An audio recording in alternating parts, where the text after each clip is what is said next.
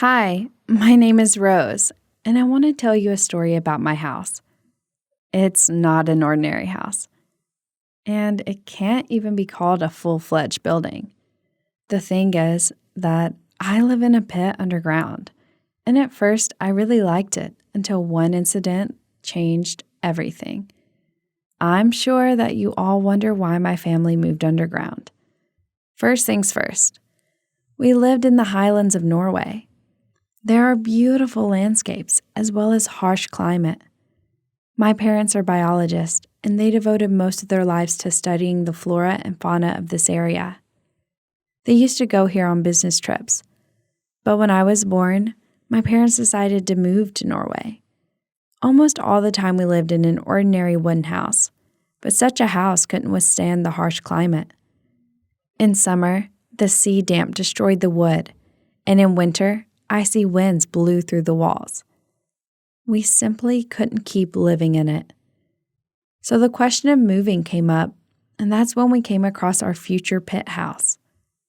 My parents bought it without hesitation, although I wasn't very happy about moving underground. However, in a few days, I realized how good such a house was. The pit was perfectly protected from all external factors, and it was very warm. I didn't expect that. The house turned out to be very big, actually. It was huge. Numerous rooms were dug out in the ground, and their walls were made of wood and clay.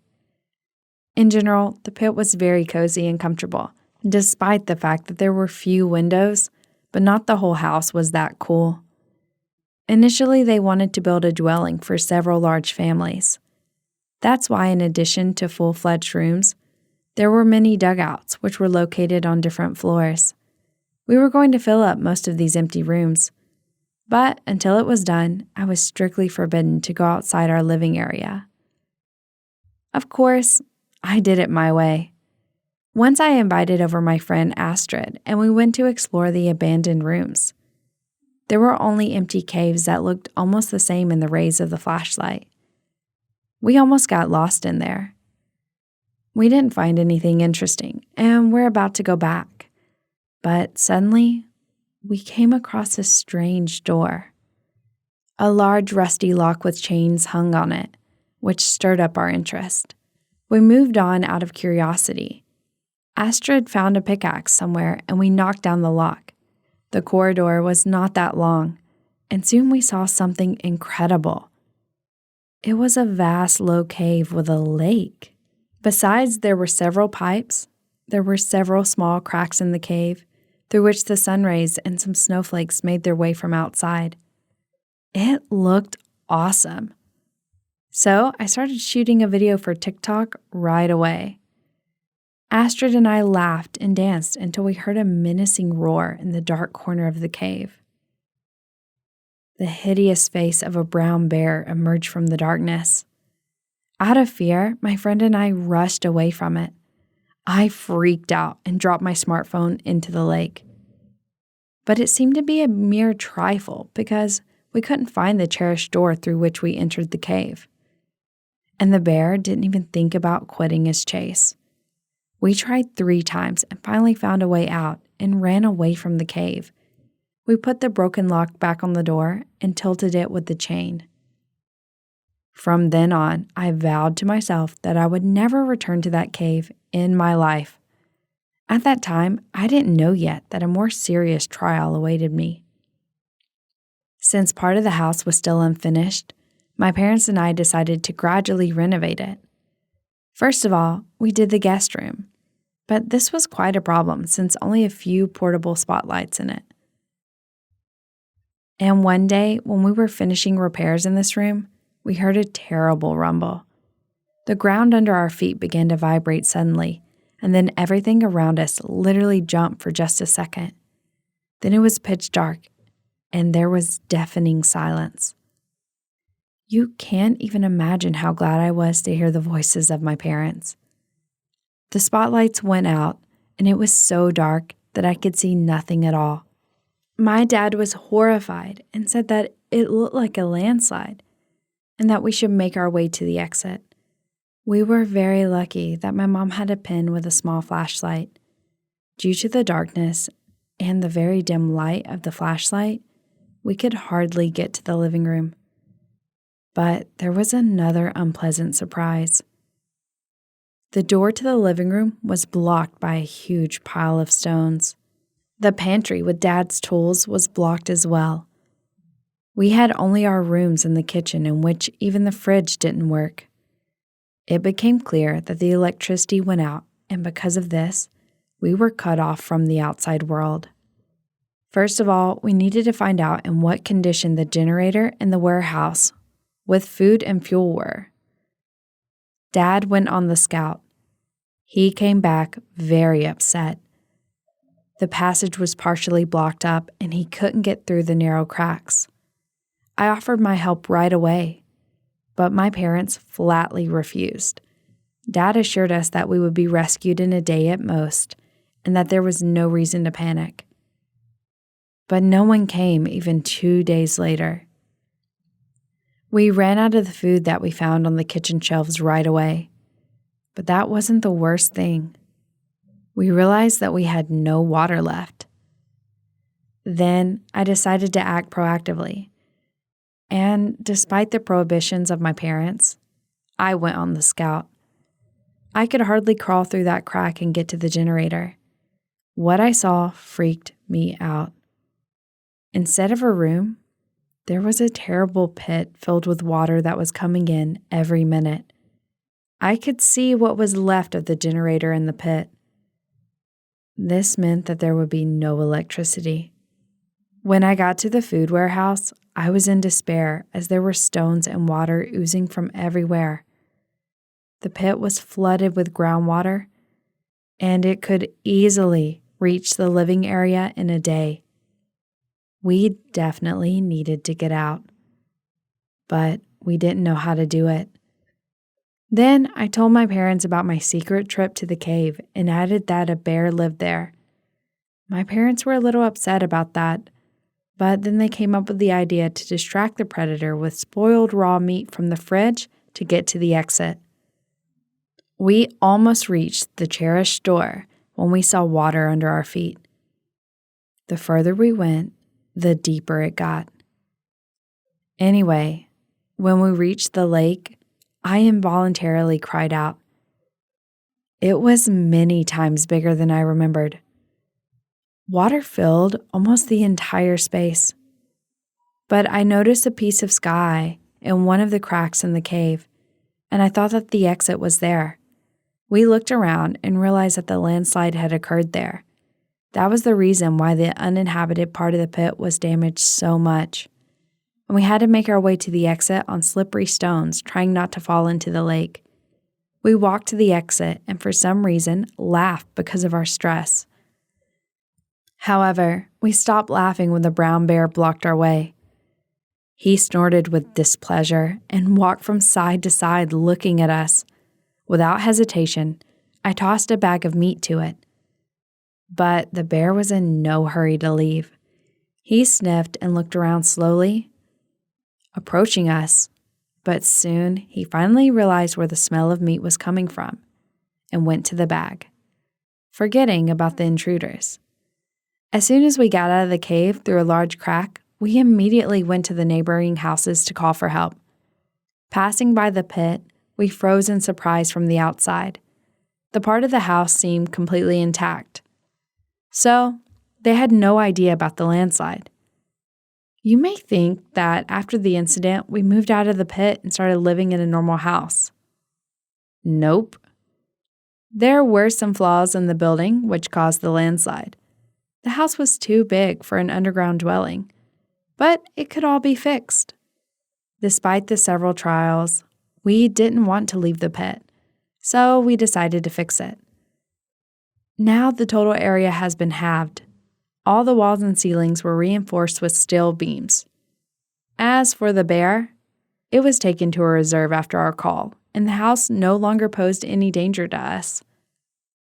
Would you live in such a dwelling? Give your answers in the comments. Like the video and share it with your friends.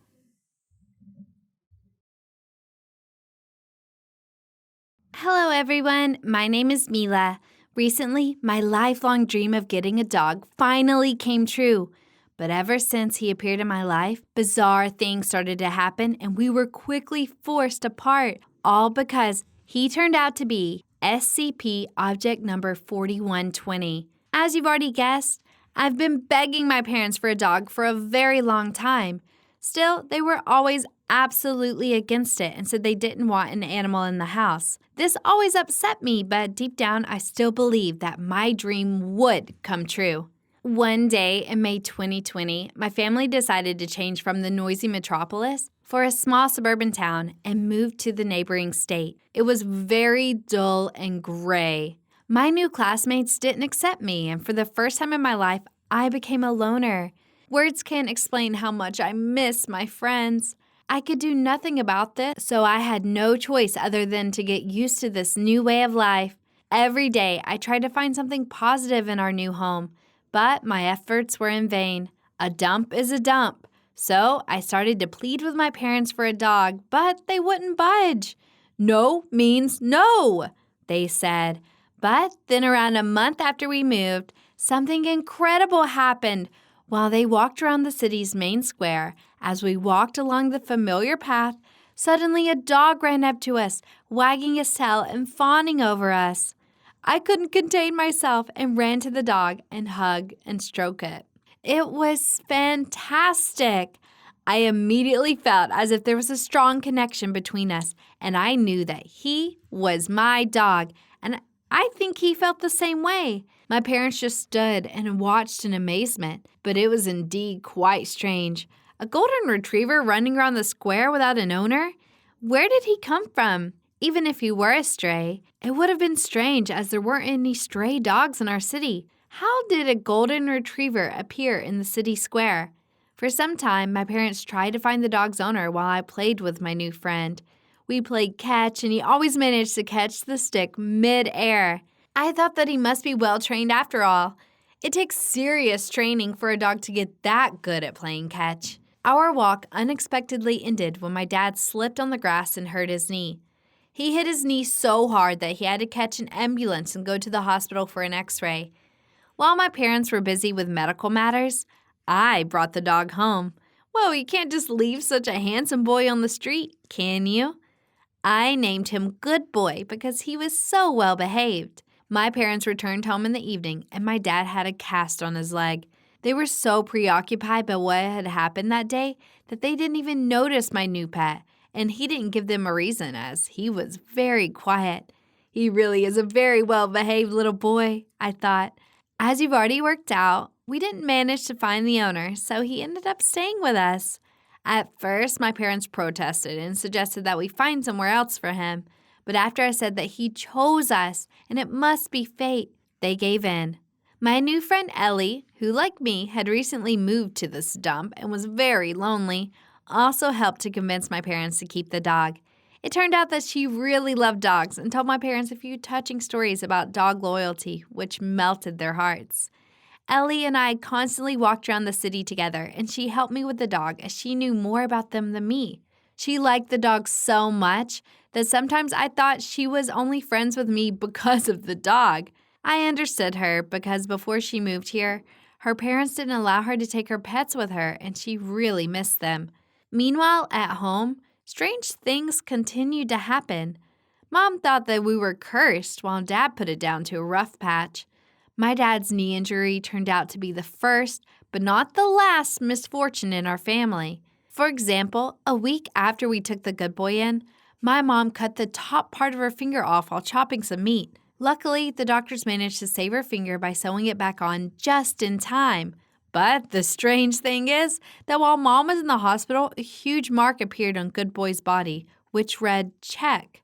I couldn't believe it and decided that I must have hallucinated it from stress and went to bed. When I woke up in the morning, there was no trace of the mark. Also, a few days later, when Good Boy and I just got back from our walk, a chandelier weighing no less than 5 kilograms crashed down on the floor in the exact place I was standing just a second before. It was a wonder that I survived. Once I recovered from the shock, I noticed that a new mark had appeared on Good Boy, which read, mate. I rubbed my eyes, blinked a few times, shook my head, pinched myself, and even poured a full glass of water on my head. But the mark didn't go anywhere. Then I took a picture of Good Boy on my phone and sent the photo to Ellie, asking her if she could see the mark as well. She answered that she could see it, so I started to panic. What does all of this mean? I even got angry at Good Boy, but then realized that it wasn't his fault. After seeing me mad, he put his head on my lap and made puppy dog eyes. Soon, Ellie came over and I went to open the door for her. I stubbed my little toe on the corner wall so hard that I saw stars in my eyes. I cried and screamed in pain. It was so obvious that I had badly hurt myself and that I needed help. Ellie immediately helped me onto the sofa in the living room and then went to look for a first aid kit to find some painkillers. While I was lying on the sofa, Good Boy cuddled up to me as if he were trying to comfort me. And suddenly, I noticed another mark on his body which read, "I'm sorry." I started to call Ellie, but she didn't answer. Then I noticed that she was getting a lot of messages on her phone. I'm not a fan of peeping or reading people's messages without their permission, but my hand, as if acting on its own, reached out for her phone. What I saw on her phone shocked me. Do you have SCP-4120? Has Object 4120 been captured? You have 30 hours to deliver the object to the Foundation. I found all of these messages right on my friend's phone. I probably wouldn't have thought anything of it if I hadn't seen that Ellie had sent a picture of Good Boy in one of them with the message, "I have him." I put her phone back down and decided to search Google for anything about this object. What I saw on SCP Foundation's website shocked me. SCP-4120 is my dog, Good Boy. It was written on the site that anomalies really do arise around him, like causing various injuries to anyone surrounding him. At that moment, I wanted to throw Ellie out the door. I understood that she was an agent of the Foundation and that she would find a way to get a hold of Good Boy. So I decided to save myself. That was all I could do. Soon, Ellie returned and gave me some painkiller. She comforted me and said that the pain would be gone soon. I knew that what she gave me wasn't painkillers, so I pretended to take the tablet but actually hid it. In a few minutes, I pretended to fall asleep. As soon as I pretended to fall asleep, Ellie took my dog and left.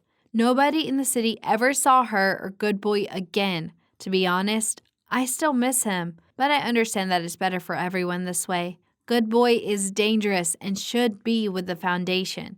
Do you believe that there are people and animals that cause destruction without meaning to? Write your answers in the comments, hit the like button, and subscribe to our channel if you haven't already.